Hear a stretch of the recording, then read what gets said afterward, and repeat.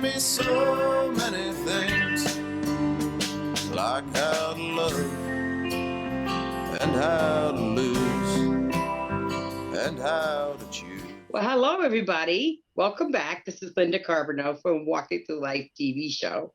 I have a great guest for you today. His name is John Hall. So we are calling this show John Hall's Vision for Vermont. So, John, can we start there and talk a little bit about that? Sure. Well, hello everyone. By the time this airs, the Hartford election town meeting day will probably have ended, is my guess. But at this moment, when we're recording, I am a candidate for Hartford Select Board, running for the remaining 1 of 3-year seat. And so I hope you all get out there and have voted by the time you watch this. Well, we did absentee, but we did it, Awesome. So yeah. You're done. All right. Yeah, I was going to talk about that a little bit about people that don't vote. A lot of people that are low income or whatever, or just, haven't been involved in keeping up with what the town does. They don't vote because they don't think their voice counts. And I keep telling them it does, So I would definitely like to sometime talk about the importance of voting and Totally. how we can get people to vote. Yeah, I think that's a widespread issue, not just with low-income working people, but everyone. It's difficult to keep up with politics, especially when the national politics has become so ugly and disturbing. A lot of people have just turned off even to local, regional politics, when in truth, that's actually your greatest voice, is your local, your ability to select your local representatives and to have input on local budget discussions and decisions. Everyone can participate at that level. Yeah, and I think educating people a little bit about that, maybe on my show, may be helpful too. I don't know. I hope so. I did once before. I did that with Lisa O'Neill. I had her on. Oh wow, nice. Yeah. Oh, by the way, I want to do just a little bit of a commercial of this. You see these pictures in back of me here? My last guest, Steve Foster, is an illustrator, and he made those for me. Isn't that beautiful? Yeah. Yeah, and inspired me to do my own. I see mushrooms and a ladybug. It's like, and fairies. Okay. Yeah. It's like a close-up of your garden, of what's really going on down there. Yeah, it's very special. And that's another thing I wanted to say too, is that we're all special, and we all have unique talents. And even if we don't know exactly what they are, we can think about it and write down some ideas of whatever. Especially people with disabilities that really don't have any real purpose that they really want to do. It's something you have to figure out, don't you think, that you want to do? Yeah. As far as, and I wanted to talk about community service a little bit too. Mm-hmm. My thought is that people with disabilities that are wanting to go back to work, maybe if they did some community service, that would help them so that they could move on to being able to get a job. Absolutely. And there's totally a need for it. I don't think we can just rely on whether it be public service or private service to create jobs in order for people to do things that need to be done. And there's so many needs within our community. And volunteering is one way to step up and fill the gap. And that doesn't just mean volunteering your labor. Sometimes it's volunteering your time. People serve on committees, and I think we should have more of them, that instead of spending thousands of dollars to get advice about how to do something, sometimes that expertise is right here in the community with people who are willing to volunteer their time and their expertise. So yeah, and as you said, for someone who's recovering or who's disabled, who's coming back into the workforce, the ability to get out there, interact with people, do something that's helpful for the town. I think that's an incredible benefit that we can provide. Yeah, and I would love to do that myself too, be able to, because I just want to be a part of the community. And, since March, I really haven't, been able to get out at all. I broke my arm and I fell and sprained my ankle, Yeah. and I missed everybody. I'm Well, glad you're I doing missed this it. show again. This is Yeah. definitely a community treasure. So Yeah. I hope this is the first of many to come. Yeah, for sure. I love that. And when you were talking about your vision, a lot of it was about peace and getting along and things like that. How do you think we can do that here in White River? That's a really good question. I think a lot of people are they're talking about a perceived division or maybe a separation in how some people think versus how other people think. Um, there's a lot of ways to look at that, and I think the perception is different based on who you ask of what the cause of that is.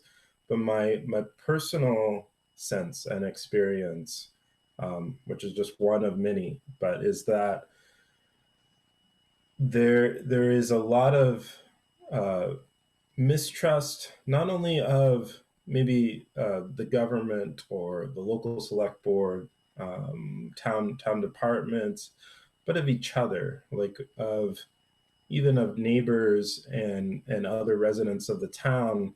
You know, there's a sense of not feeling like everyone has your best interest at heart based on their political beliefs. Um, and I think that's really unfortunate. I think that comes down to miscommunication. You know, Mhm. we can disagree and still have each other's uh, physical, material, emotional well-being in mind, and still be caring for one another. So I think a lot of it comes down to centering that value of caring for your neighbor and of the other residents, Mhm. um, regardless of disagreements, and of being able to communicate. So part of what happens is when we disagree, we communicate in such a way that I am saying to the person I disagree with, I don't care about you, by the way I talk to them. Even if I don't ever say I don't care about you, well, if I'm screaming at you or, putting you down, then I'm indicating that I don't care about you. And so the way that we talk to each other and work through these disagreements uh, communicates so much about what our values are and what we care about. And that's something that everyone in town has a lot of learning to do. And I think yeah, I think it's a journey that we're just starting to walk down that road, and we just have a lot of work to do together. Yeah, I would love to help with that if I could. You Yeah, know, yeah, I don't know what I could do, but I could figure something out. I think you Hey, we can. could do shows. There you go. Yeah, Mhm. and host conversations. Yeah, You could bring together two people who ardently disagree with one another and get them to just sit and talk, which yeah, once that process starts, when you're face to face with someone, even on Zoom, it's difficult to be mean or a jerk when you're actually talking to someone yeah, versus when you're, sending messages on social media. yeah. Yeah, social media can be really, really, really bad. I mean, Yeah. there are some good points to it, I think, I mean, like I love getting on there and looking at all the positive uh cartoons or whatever they are on there and spreading them around. But unfortunately, I did get on a couple of the Hartford informational or whatever it was I got on there, Hmm. and I witnessed that. I witnessed the discrimination and um, the hate. You know, Yeah. Yeah. I really experienced, and I was thinking about it. Is it Rachel that was on with a candidate night? Yes, Rachel's one of the candidates that was running. Is she the one that fell? Yes. And I just wanted to let her know, I am just really blown away the fact that she's getting threats and all that stuff, you know. Mm. It's like what's happening, you know? It is, and uh, it's tough, I think, for her and for other women like her when that kind of behavior is a surprise to the rest of the community. There's a sense of there's something happening uh, to women of color in the state that oftentimes isn't acknowledged, even though it's been happening for years. And um, for a lot of people, when the first time they hear about such things happening is the first time they were even aware that such things were happening. you know, Absolutely. yeah, and that can be hard because it gives you a sense of how far away from an equitable, fair circumstance we are. We still have so much work to do. Yeah, we do. Absolutely. And I know that I talked to you because we're working on the wellness coordinator too. And I know we talked about that. And my thing is that I've always wanted another drop-in center here for people with mental health concerns because I was a part of that through HRS, and so was my husband. In fact, that's where I met him. Oh wow! Uh-huh. Yeah, and it was years. Congratulations! Yeah, I met him there. Yeah, yeah, and I asked him out for the first date too. All right. And I also asked him to marry me, and he said yes. All right. Yeah, he didn't know he was going to have to put up with me though, but he's learned how to do it. We've been married now 24 years. That's what relationships are about. You learn Yeah, to and live I with think each other. gathering together with your peers is so important, you know, to be able to have somebody to talk to that understands you. You Yeah. know what I mean? Because it's hard for other people to understand sometimes, especially when it comes to mental illness because of the big stigmas and all of that. And you can totally understand why people don't want to use their voice around that, you know, or let Yeah. people know that that's what they have or whatever, you know. Yeah. So pre-pandemic, was there a drop-in in the Hartford area? Was there? No, No. no, there's not been a drop-in center since then. And that's when HRS was where the little co-op is now. Yeah. In back of it, there was a little building connected to the big building, and that's where it was. And they had two case managers that worked in there that was there. And then you could drop in anytime you wanted to and have coffee or something, you know. Wow. Was that did they lose funding? Do you know why Yes, they removed that? Yeah, they did. it lost funding. Yeah, So yeah, yeah, I think putting our money where our mouth is. Many of us say we care about these issues.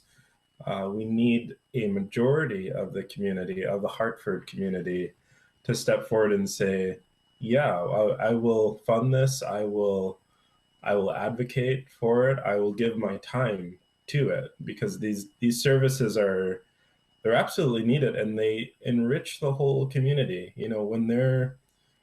When there's a population of people that are underserved within our community, the whole community is at a loss. It's like there's an author named Malcolm Gladwell. He talks about this idea of the weakest link.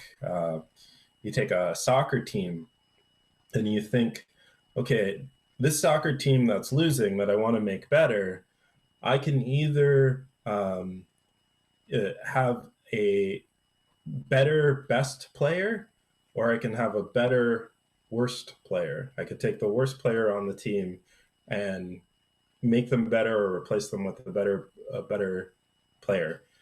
So what do you think will give that soccer team a better chance of winning? Improving the best player or improving the worst player? I, I would think improving the worst player. That is right. I mean Am that I and right? Yeah, yeah, because statistically yeah, and they in want it. soccer, in the game of soccer, in the soccer leagues, teams that improve their worst players make much greater improvements than teams that pay for a really, really, really good player. And our society, our community, our town is the same way.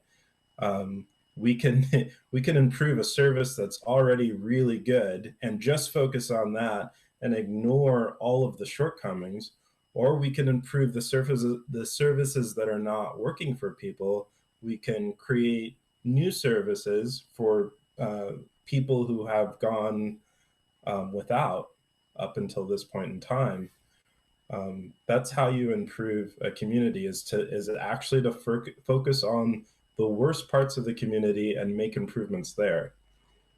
Yes, absolutely. I just totally agree. And uh, I, one of the other things that um, got to me too was the homeless situation and how people reacted to that and to the things that were put up, the huts or whatever. I And was really micro concerned about shelters. people. Yeah, it was not good that they made them take it down or whatever. I just think that Yeah, everybody needs a place.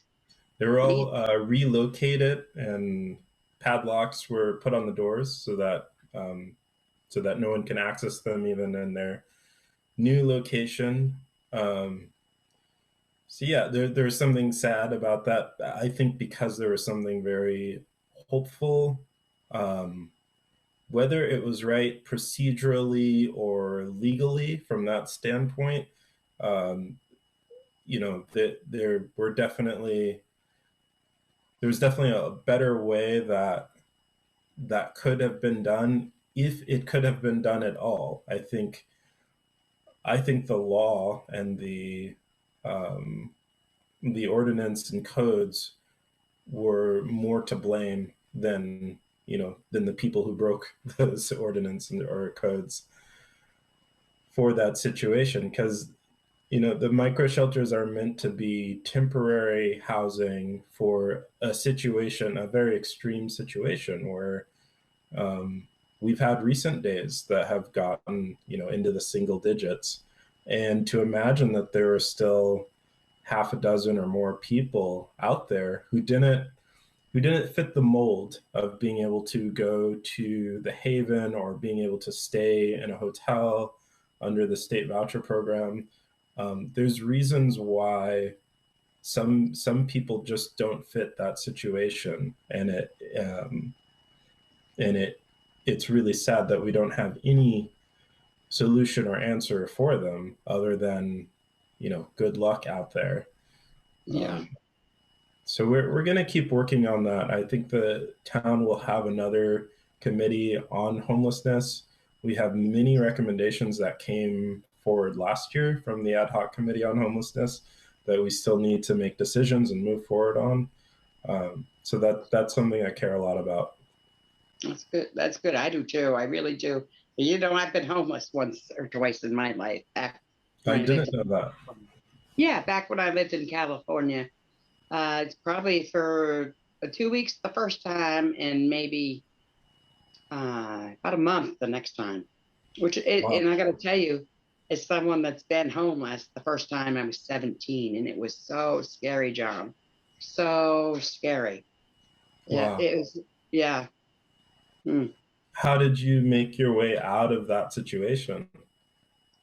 Well, I had to be a social worker that was at a place like a family place type thing that my mother had called because my mother couldn't handle my mental illness at the time. Hmm. So they came to see me and they found a group home for me to go to. And I went, and my mother had to turn custody over to welfare, which she did, thankfully, at the time, so I could get into this group home.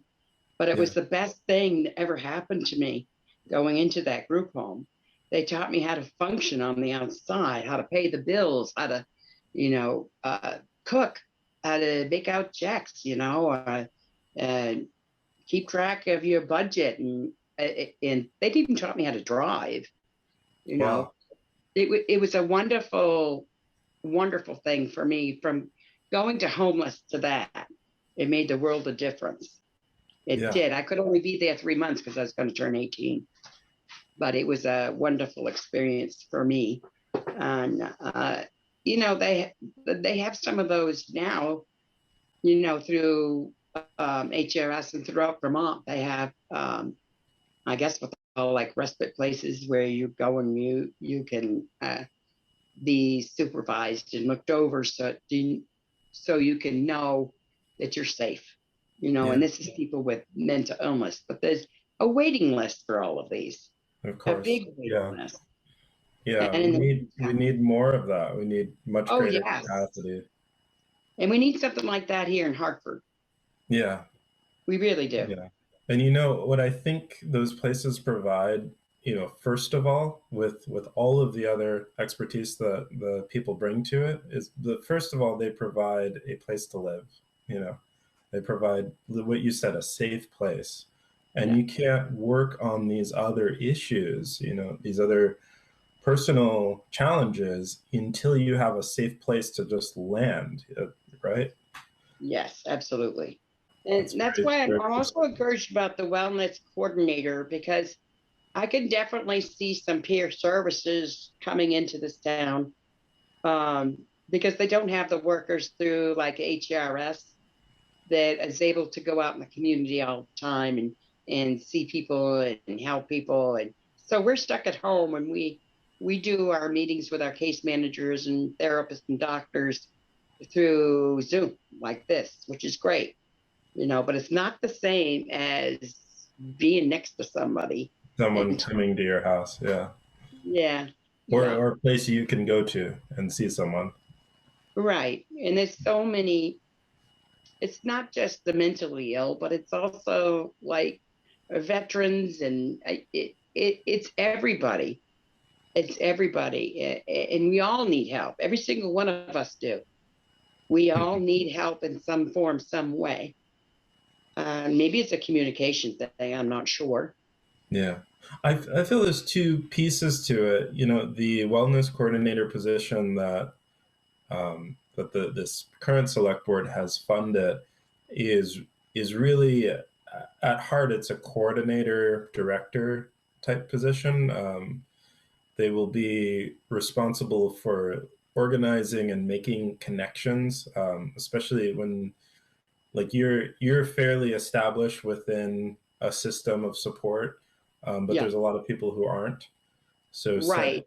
setting that up for people, but the face to face, like being able to see people who you can talk to, and who understand what you're going through.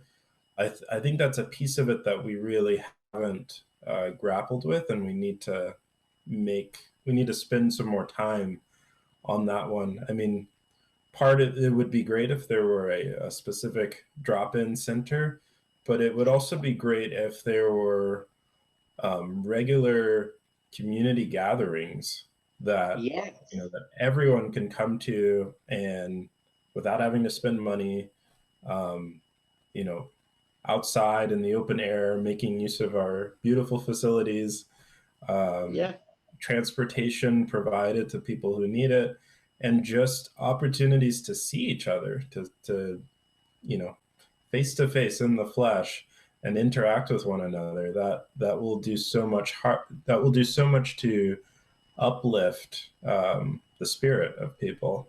So there's definitely a lot of discussion, planning, advocacy that needs to happen on that piece of it as well. Yes. Um, I have been an advocate for quite a while, and I do really love being an advocate. I really do. Oh, and I was going to say, Dan Fraser has the best outfits. He Yeah. does. Yes, he does. I love his shirts. It's just Glad like to hear all someone say playing that. up. Yeah, we're all Yeah. thinking it. I'm glad you said it out loud. He does. That's and he's a wonderful man.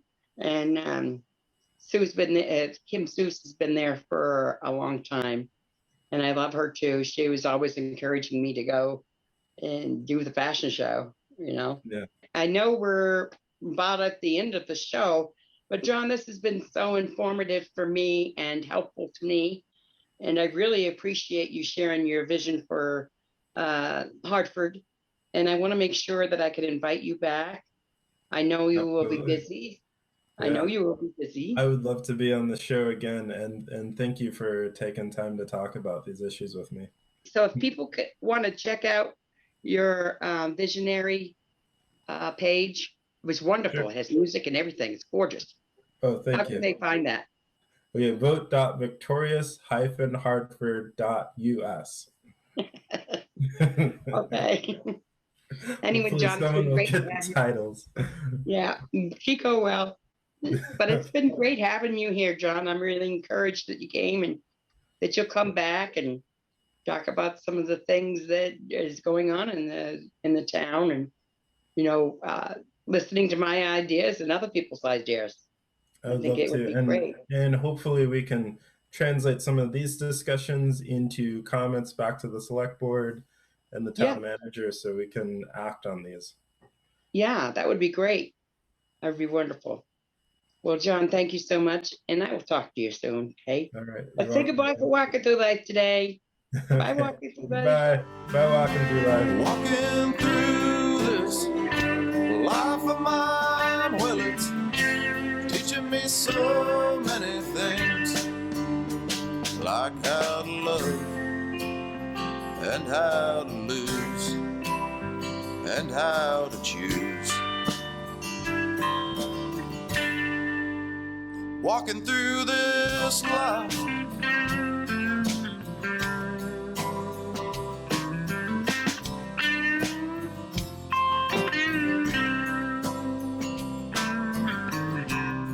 some days I get so tired and I feel that I can't